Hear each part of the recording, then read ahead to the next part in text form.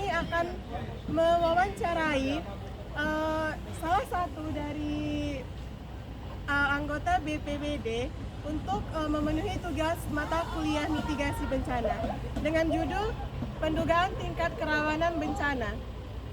Ayo ikuti kami guys.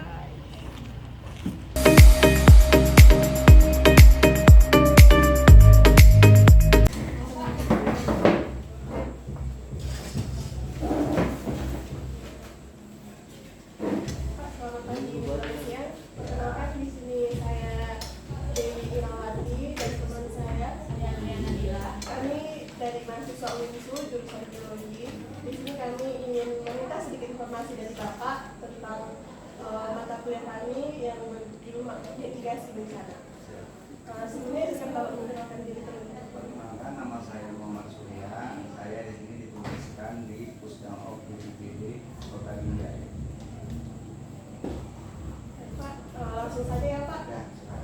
Saya ingin bertanya kepada Bapak, apa saja sih metode yang digunakan oleh BPBD untuk menduga tingkat kerawanan bencana di daerah Binjai? Jadi metode yang digunakan BPBD untuk apa tadi? Untuk menduga tingkat kerawanan bencana.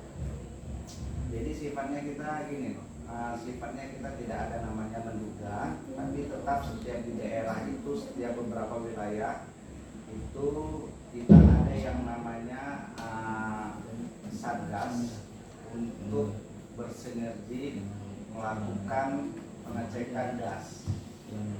Gas itu daerah aliran sungai. Jadi kita di sini selalu monitor perihal yang namanya kerawanan bencana, monitor apabila terjadinya kenaikan, tetap yang satgas kita yang di lapangan tetap menginformasikan kita yang berada di kantor. Jadi tetap, dan salah satunya kita terus melakukan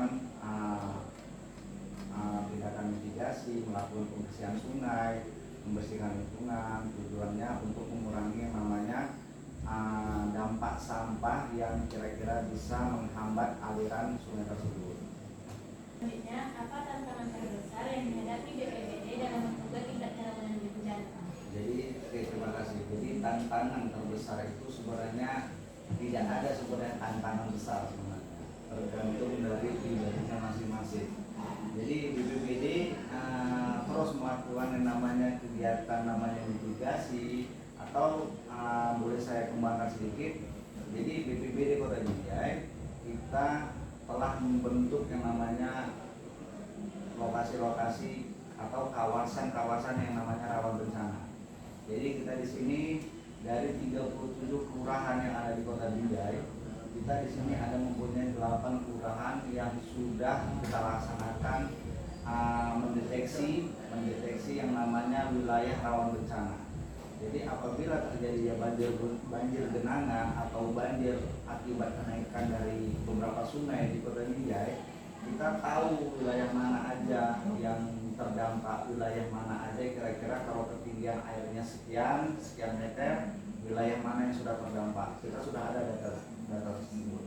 Itu kita data di 8 kelurahan di Kota Binjai.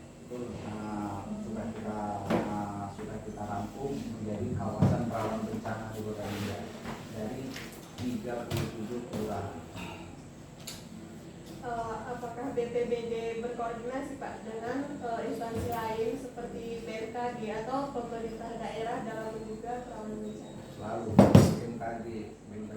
Jadi BPBD Kota Binjai selalu terus berkoordinasi oleh pihak BMKG untuk yang namanya peringatan dini cuaca.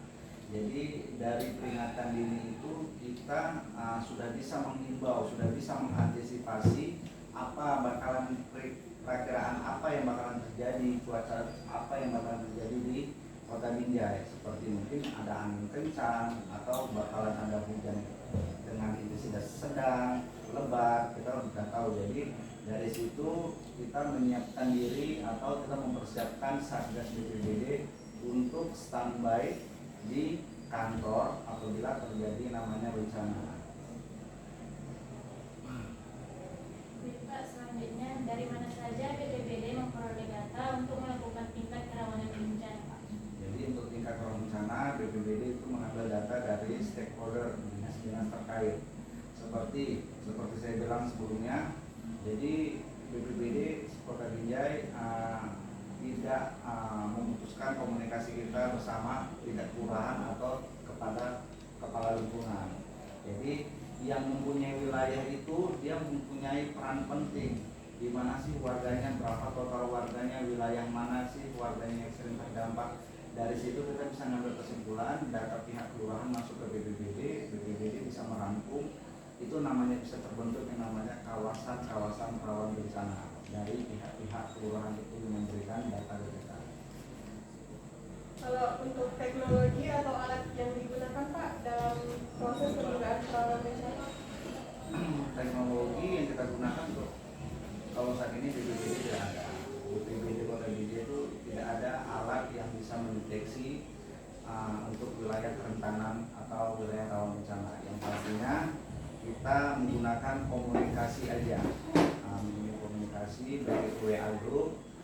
Kita di sini mempunyai grup yang namanya media center. Media center itu berfungsi atau kegunaan media center itu untuk segala informasi kebencanaan. Jadi informasi awal itu biasanya yang mengetahui daerah itu terjadinya banjir, daerah itu terjadi bencana kan biasanya kan pihak kelurahan. Jadi pihak kelurahan itu yang jadi ujung tombak pertama melaporkan ke BPBD Kota Binjai. Dari situ kita terus melakukan eksekusi atau evakuasi apabila terjadi suatu bencana. Baik Pak, terima kasih banyak atas waktunya dan atas ilmunya juga Pak. Terima kasih banyak. Oke, sama-sama.